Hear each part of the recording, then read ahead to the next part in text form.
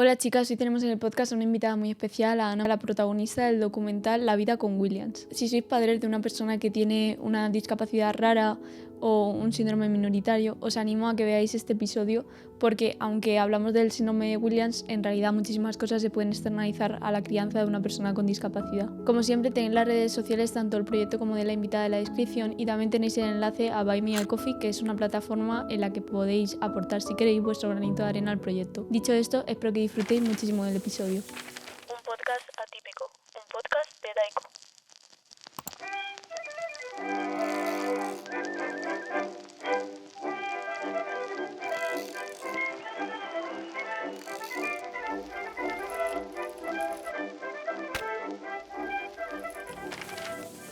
Lo primero que te quería decir es que muchísimas gracias por venir. Muchas gracias a ti por invitarme y por esta entrevista. La verdad que me hace ilusión hacer mi primer podcast contigo. Es la primera vez que hago algo así y la verdad que me hace mucha ilusión. La primera pregunta que le hago a todos los invitados es si se quieren presentar y decir un poco quién es y todo eso. Pues me llamo Ana, soy de Tarragona, tengo 31 años, trabajo en Portaventura y trabajo pues también en la fundación del Portaventura. Yo creo que la primera pregunta debería de ser ¿qué es el síndrome de Williams? Para quien no lo sepa. El síndrome de Williams es un trastorno genético que afecta al cromosoma 7 a causa de la pérdida del material genético y es a causa de la melanina. Y bueno, a mí lo que me afectaba era en lo que era el tiempo, el espacio, la memoria. También de pequeña pues tuve problemas del corazón, tuve un problema cardíaco, luego pues también cólico. A mí me afectaba lo que era más también el desarrollo motriz con las manos. De pequeña pues no me podía atar los cordones, no podía atarme un botón de la bata, me tenían que enseñar a hacerlo porque era muy difícil para mí. Y entonces pues gracias a la ayuda de mis padres, de los profesores, de los psicólogos, pues he ido aprendiendo y he ido pues mejorando en todos los aspectos. Y claro, el síndrome de Williams, al ser un síndrome raro, porque solo ocurre de 1 de cada 7.500 recién nacidos, ¿cómo es ese momento en el que tú dices, o sea, cómo te enteras, cómo te lo dicen o cómo tú te das cuenta? Yo de pequeña ya iba viendo que habían cosas que no me cuadraban. Yo siempre le preguntaba a mi madre qué era lo que me pasaba y ella me decía que solo tenía un síndrome y que no estaba enferma. Total, para mí era como decir, wow, ¿qué es eso? ¿No? Entonces, a los 17 años, abrí un cajón de una mesita de noche y vi síndrome de Williams. Y digo, ¿esto qué es? Claro, yo cuando iba al psicólogo ya veía que era por cosas que a lo mejor me estaban pasando o veía cosas que, por ejemplo, en el cole tenía diferentes libros a los demás o iba a hacer clase de repaso con profesores o con chicos de bachillerato. Entonces ya era algo que ya notaba, ¿no? De que algo pasaba ahí y que era diferente. Y yo cuando me di cuenta de que tenía este síndrome, pues me lo tomé de la mejor forma posible. A veces mucha gente que puede tener una discapacidad o puede tener una enfermedad minoritaria en este caso, no se lo toma tan bien ni tiene el mismo valor de decir, ostras, voy a luchar por ello, ¿no? Porque en muchas situaciones en las que me he encontrado que, por ejemplo, he tenido bullying que tampoco lo entendía o he tenido acoso escolar en el cole también que tampoco lo entendía, el hecho de haber tenido estas situaciones me ha hecho ver y decir, ostras, Ana, no pasa nada porque tú seas diferente al resto, la gente te va a querer igual. Y entonces hay muchas veces en que la sociedad pues se bloquea al ver a una persona con discapacidad y dice, ¡buah! Entonces es muy complicado que la sociedad a veces te entienda y es muy difícil. Yo creo que mis padres no lo querían contar porque era una situación muy complicada. Yo creo que lo hacían por respeto hacia mí y por mantenerme un poco como protegida, ¿sabes? ¿Y a ti te hubiese ayudado a lo mejor saber desde pequeña el nombre, poder buscar información? Yo creo que me hubiera ayudado mucho que la gente lo supiera antes, Claro. porque cuando estaba en el cole, mis compañeros no lo sabían. Y entonces yo creo que por eso, o por verme la más débil de la clase en este caso, se metían conmigo y yo no entendía el por qué a mí y no a otra persona. Siempre iban a por mí, ¿sabes? Y a veces hasta mi madre tenía que poner notas en la agenda para que no me hicieran nada. Yo venía llorando a casa muchas veces. Y decía que no quería ir al cole, que me quería cambiar de cole. Claro, es que es un poco duro. Yo creo que por un lado, que si hay un diagnóstico detrás, entonces ya no te insulten. Es como independientemente de que esa persona tenga algo, o sea, un síndrome, una discapacidad o no, Sí. no es motivo para amargarle la vida a nadie. Jo, qué mal que hayas tenido que pasar por esa época en la que se metían otros niños contigo, porque me imagino que tuvo que ser muy duro. No solo el hecho de que se metan contigo, sino que tú también te culpases a ti misma de decir qué estoy haciendo yo mal, en vez de ser los demás niños que se planteen por qué estoy haciendo yo esto. Mi época escolar fue muy dura para mí porque también sentía rechazo. Era como que no encajaba dentro de la clase y a veces era como que me sentía apartada. Pero sí tenía compañeros que, por ejemplo, me ayudaban, eran amigos. Y claro, ahora veo a compañeros de la clase que hace tiempo que no ves y que te escriban y te pidan perdón por todo lo que te han hecho. Que sean ellos capaces de reconocer el error que ellos han tenido, para mí es bueno que me pidan perdón. O que ya esta etapa ya ha pasado, pero te quiero igual. Yo les respeto y les aprecio mucho y los quiero mucho por mucho que haya pasado esto. Son mis compañeros de clase, pero el hecho de que algunos de ellos me hayan hecho daño me ha hecho ser más fuerte, más valiente y aprender a vivir la vida y a vivir estas situaciones y poderlas gestionar. A ver, yo creo que, o sea, por un lado, todo el mundo tiene derecho a cambiar, a equivocarse, siempre dentro de unos límites, ¿no? Todo el mundo tiene derecho a decir, vale, es preferible decir, lo hice mal y pido perdón porque cuando era pequeño no era consciente del daño que te estaba haciendo y hoy en día lo soy y te pido perdón por ello, que no pedir perdón nunca. Pero sí que es cierto que tampoco debería de ser una forma de aprender, debería de ser algo que no debería de pasar. Yo lo que espero es que estas situaciones se acaben y que no haya más situaciones de este tipo en el colegio, porque se ven y a mí me da mucha rabia y mucho coraje porque yo las he vivido y las he sentido en primera persona.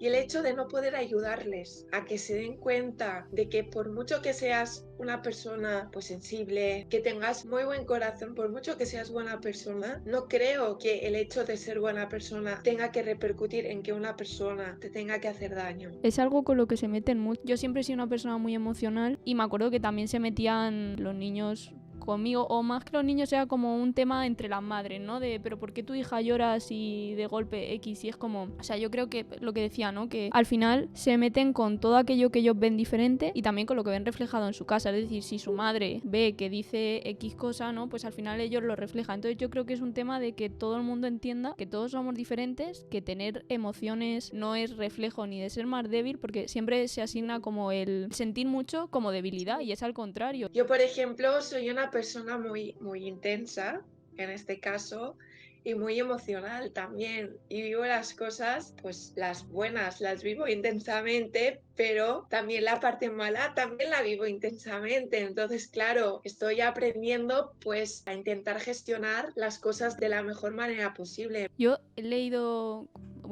como muchas cosas acerca del síndrome de Williams y creo que una de las que más se ha repetido en todos los sitios donde lo he leído es que sois personas como muy alegres, muy agradables. Entonces yo Sí.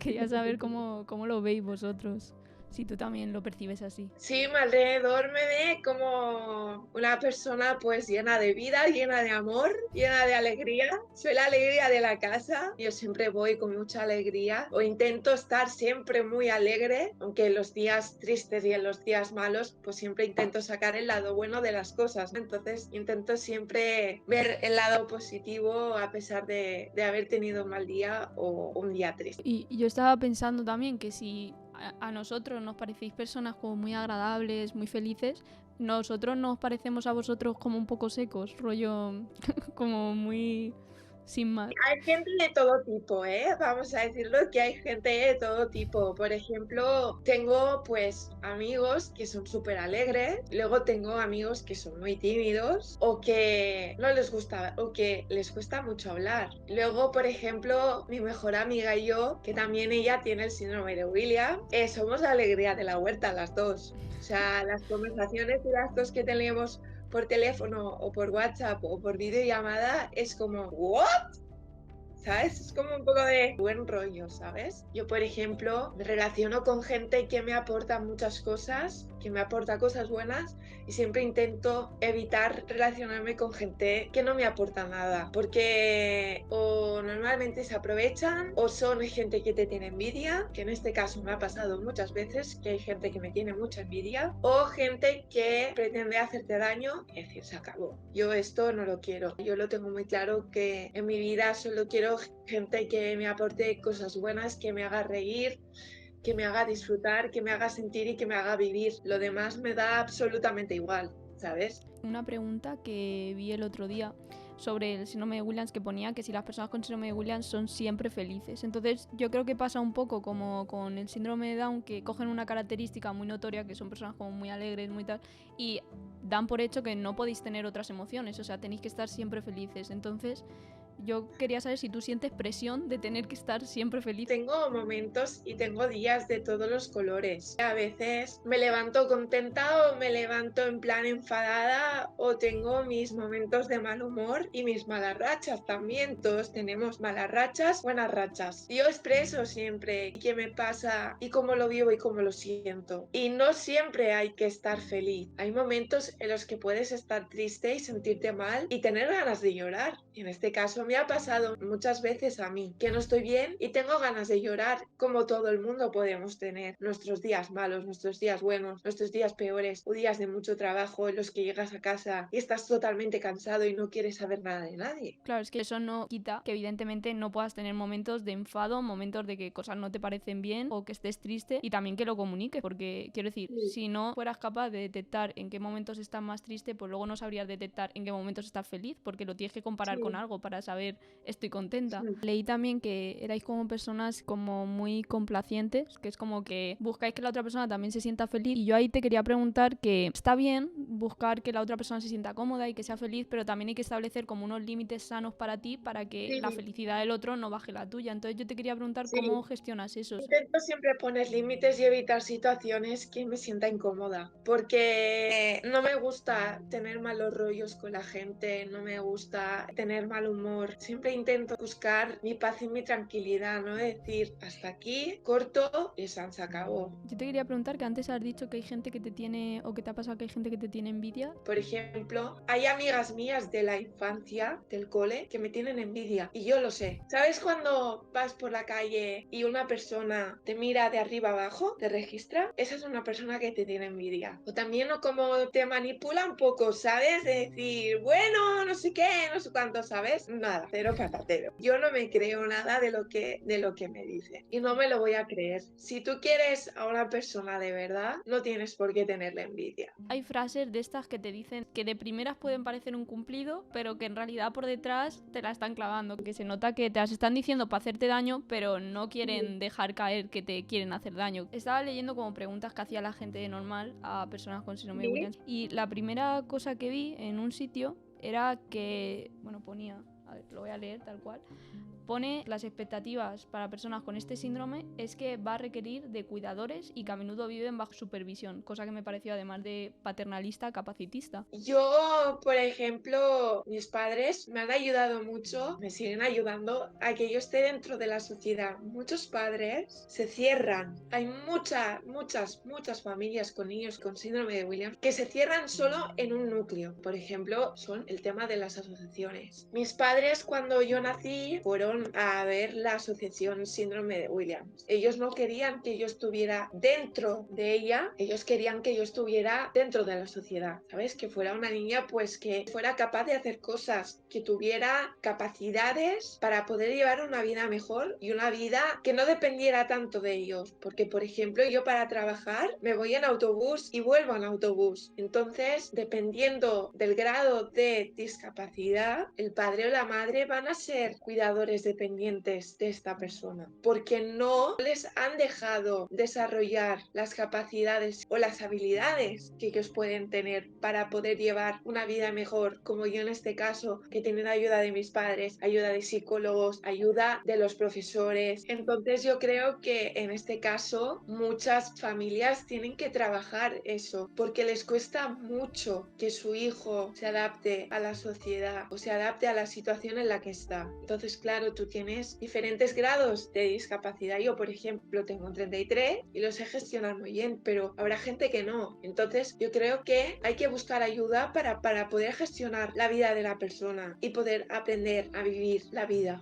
Yo creo que por un lado, evidentemente, necesita más ayuda porque hay ciertas cosas que, por ejemplo, en el colegio, tal y como está planteado, a lo mejor así tal cual no lo entienden, pero creo que lo que tú dices es trabajo también de los padres, de las asociaciones, de no aislar o sobreproteger a esa persona para que el día de mañana pueda ser una persona independiente, pueda tener una autonomía, porque muchas veces los padres sobreprotegen, pero es que algún día esos padres no estarán, por el motivo que sea, y esa persona tiene que ser capaz de desenvolverse ella sola, aunque sean unos mínimos. Es lo que a mí me decían mis padres, ¿no? Yo en el documental decía que yo no podría vivir sin ellos. Yo estoy viviendo con ellos en mi casa. Y claro, el día de mañana se pueden ir y ya no estén. Entonces, claro, yo creo que los padres tienen que tener la capacidad de poder ayudar a su hijo a desarrollar no solo capacidades, habilidades, recursos, ayudas, todo, porque lo van a necesitar. El día de mañana no sabemos qué va a pasar. ¿Cómo crees tú que se debería de hacer ese trabajo? Yo creo que desde un principio, desde que sabes que tu hijo va a tener una discapacidad, desde ese momento que tú sepas que tu hijo va a tener eso,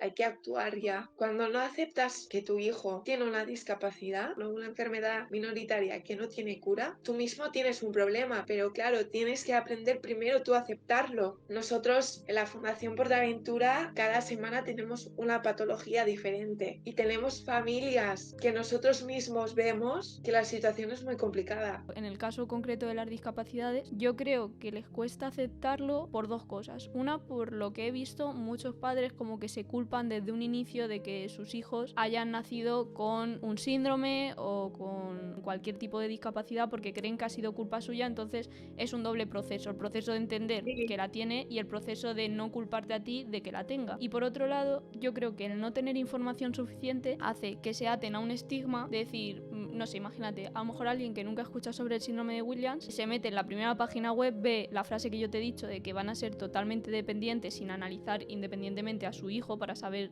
qué necesidades va a tener, entonces ya como que se empiezan a agobiar y prefieren pensar que eso no existe y que no va a ser así antes que decir, vale, es así, pero vamos a gestionarlo para que esto le afecte lo mínimo posible y que tenga las mínimas limitaciones, ¿no? Yo creo que no se tiene que limitar a ningún niño y a ninguna niña a poder hacer cosas. Sí, a tener límites, por ejemplo, en las relaciones, en la vida en general, pero en las habilidades sociales y en las capacidades no. Y sobre todo que tú a un niño típico, tú lo guías, en plan, desde que es pequeño tú le dices esto se hace así, esto se hace así. Un niño con discapacidad es exactamente igual, tú le tienes que guiar de diferente forma, pues dependiendo de sus necesidades, pero el objetivo es el mismo, es guiarle para que el día de mañana sea una buena persona, una persona autosuficiente, pero al final el objetivo es el mismo, con un niño con y sin discapacidad. Sí, totalmente de acuerdo contigo. Un niño con discapacidad puede llegar a lo que se proponga en la vida el día de mañana. Aunque seamos totalmente diferentes, yo creo que nosotros podemos aportar muchas cosas al mundo y que la gente aprenda de nosotros. Muchas veces la gente me dice a mí, Ana, es que nosotros aprendemos de ti. Y digo, y yo aprendo de vosotros. Hay mucha gente que me escribe y me da las gracias por haber hecho el documental. Por ejemplo,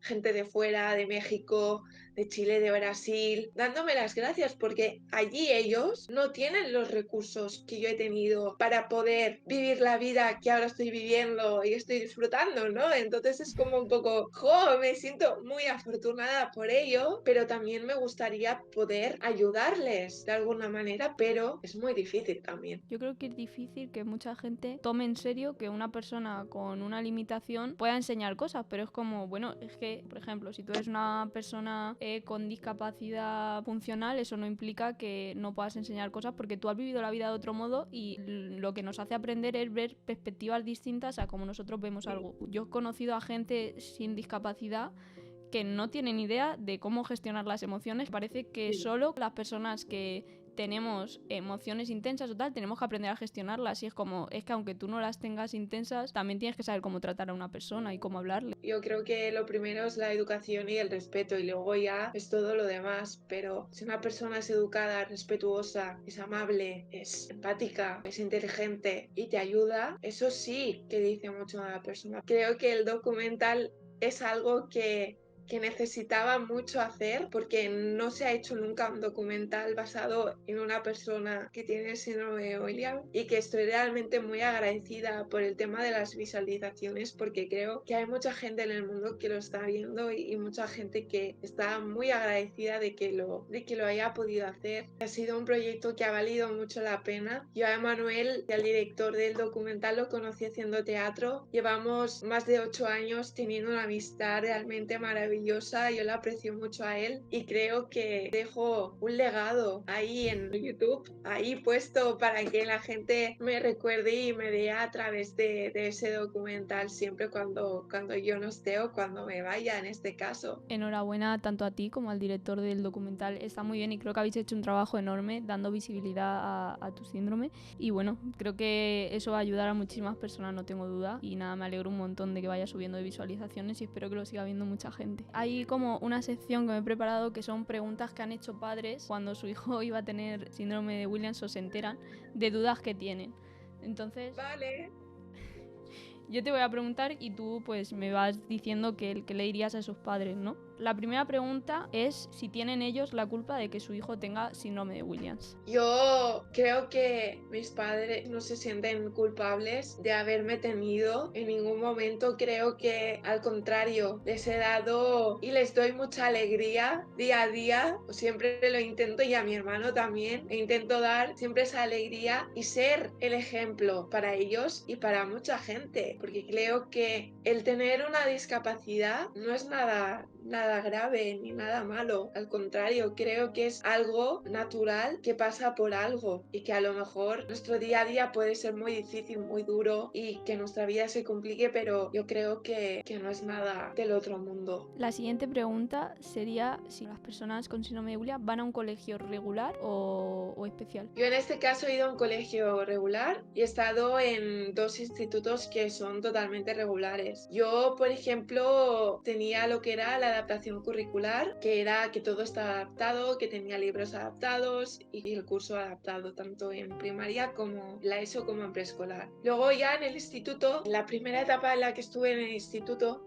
que fue en Tarragona, fue una de las más difíciles para mí porque no me adaptaron el ciclo medio que estaba haciendo, que era atención sanitaria. Yo empecé a estudiar atención sanitaria y en ese momento para mí fue muy duro porque no me dieron la oportunidad de dar lo mejor de mí, no me dieron el título. Tuve que ir a estudiar a Salou, el mismo ciclo, que era atención a personas en situación de dependencia, y sacármelo en 4 años, sin tener una adaptación curricular. Entonces, claro, era totalmente muy difícil para mí recapitular toda la información, hacerme esquemas, mirar por dónde tenía que hacerlo, las prácticas, ejercicios prácticos también. Era muy difícil, pero yo lo conseguí. Y creo que mucha gente puede llegar a conseguir lo que quiera si se esfuerza y tiene constancia y tiene compromiso. Imagino que tuvo que ser muy difícil, pero al final tú lo conseguiste. O sea que quiero decir que Sí, ahí sí. se demuestra que una capacidad no es un límite para conseguir nada. La siguiente pregunta va mucho con esto, que es ¿qué tipo de adaptaciones escolares hay que hacer? Pues yo creo que tener la adaptación curricular y que sea la adecuada para el niño o para la niña. A mí en este caso, por ejemplo, tenía libros que no eran un tocho, no eran como los libros normales, pero sí que eran pequeñitos. Tenía pues libros de escritura, también hacía libros de escritura, hacía cuadernos de mates, de todo un poco. Creo que hay que valorar el grado de discapacidad que tiene y adaptarlo al grado que el niño o la niña tenga en este caso. Y en tu caso, ¿no tenías todas las asignaturas como el resto, no? ¿Tenías menos Sí. o tenías menos? Tenía todas iguales, o sea, tenía todas iguales, pero por ejemplo había días en los que salía de clase porque tenía repaso con un profe o con un chico o una chica de bachillerato. O Me sea, hacían... es reducir el temario, ¿no? En plan, que Sí, sea un poquito más corto. ¿Y era más fácil de entender, además, o sí. era...? Era más fácil de entender, yo creo que sí, en cierta parte sí, que era más fácil de entender. Y vale, también he visto muchas dudas acerca de, bueno, entiendo que esto siempre depende del niño, como en lo de las adaptaciones y demás, que va a depender mucho de las necesidades individuales, pero en general he visto muchas dudas acerca de si tenéis que seguir una dieta por el tema de calcio y demás. Yo en este caso no sigo ninguna dieta, pero por ejemplo me costaba mucho comer, pero siempre intento llevar una dieta equilibrada y comer de todo. Siempre intento comer lo mejor y sobre todo también hacer deporte. La siguiente pregunta es si mi hijo va a poder trabajar algún día. Yo creo que depende de cada situación familiar. Creo que si el niño está capacitado para poder realizar un curso y sacarse la ESO, sacarse un grado medio, que en este caso yo no me pude sacar el bachillerato y pasé ya de la ESO a un grado medio, yo creo que todo el mundo que se lo proponga lo puede conseguir de alguna forma. Es cuestión de trabajarlo, es cuestión de mirarlo, cuestión de hablarlo con los profesionales y ver en qué situación está y si está preparado para ello. También sale en tu documental, en tu trabajo de Portaventura y la asociación ¿Sí? en concreto en la que estás. ¿Quieres contarnos un poquito acerca de eso? Sí, pues mira, en 2017 empecé a trabajar en Portaventura, es el parque temático de Tarragona, de atracciones, y soy la primera chica con síndrome de Williams que está trabajando en este parque temático. Y estoy en tienda, la tienda más grande del parque. Y bueno, estoy súper encantada con mis compañeras, con mis encargados y mis jefes también, obviamente, y creo que es algo realmente en lo que me siento realizada y me siento muy bien. Estoy en el almacén pues etiquetando producto, desde tazas, camisetas, chuches. En 2019 me llamaron de la Fundación Portaventura de que van a abrir un proyecto que se llama Dreams Village. Es como un hotel donde acogemos a familias que tienen un niño con enfermedades crónicas y que están pues en riesgo de exclusión social. Esto lo hace el propio hospital, es el propio hospital quien decide qué familias vienen. En este caso Sant Joan de Déu, Vall d'Hebron y Niño Jesús de Madrid, y ellos a través de un comité médico son los que se encargan de escoger a las familias y traerlas. Cada semana es una patología diferente. Tenemos desde cáncer, problemas del corazón, problemas digestivos, rehabilitación, y están desde martes a domingo y pasan una semana pues allí con nosotros. Entonces también lo que hacemos en la Fundación Portaventura también son eventos, ¿vale? En los que ayudamos pues a asociaciones, fundaciones, hospitales que tienen pues niños con riesgo de exclusión social, y también a nuestro proyecto, al proyecto Dreams. Entonces lo que hacemos es la Fan Run, que es la carrera solidaria, donde corremos por el parque de Portaventura y llegamos. Me hace muy feliz porque el hecho de ser un ejemplo para ellos a mí me llena el alma y el corazón. Creo que es algo realmente muy bonito y algo realmente que llena. Yo me llevo mucho siempre cada semana de los niños y aprendo mucho de ellos y de las familias también, y creo que es algo importante. La verdad que es súper bonito y me alegro que haya personas como tú que sois un ejemplo para esos niños y que se vean de alguna forma reflejados, aunque no exactamente igual, pero que vean que ellos también pueden y que todo es cuestión de tiempo y de esfuerzo y ya está. Ya me falta la última pregunta del podcast que hago a todas las invitadas, porque de momento solo habéis estado mujeres, que es si tuvieras que decirme 3 cosas que la gente cree que no puedes hacer y sí puedes, y 3 cosas que la gente cree que sí puedes y no puedes por temas de accesibilidad o por lo que sea, ¿sabrías decirme cuáles? Es pregunta difícil, ¿eh? Yo creo que soy capaz, por ejemplo, quiero aprender a cocinar, pero por ejemplo me da mucho miedo el fuego, en este caso, y me cuesta mucho aprender a cocinar. Esto es una de ellas. No sé, yo creo que puedo aprender un montón de cosas y ser capaz de hacerlas. Así que, por ejemplo, creo que el tema de la accesibilidad, por ejemplo, a mí no me gustan mucho los espacios cerrados. Es algo que llevo completamente un poco que me cuesta. A veces no te sé decir.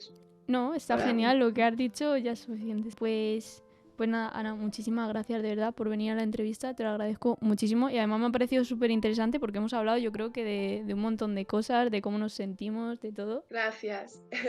Y muchas gracias a ti por darme la oportunidad. Espero que este no sea el último podcast que hagamos, que sea alguno más, que me encantaría, la verdad, poder hacer alguno más. Y estoy encantada de estar aquí, de verdad.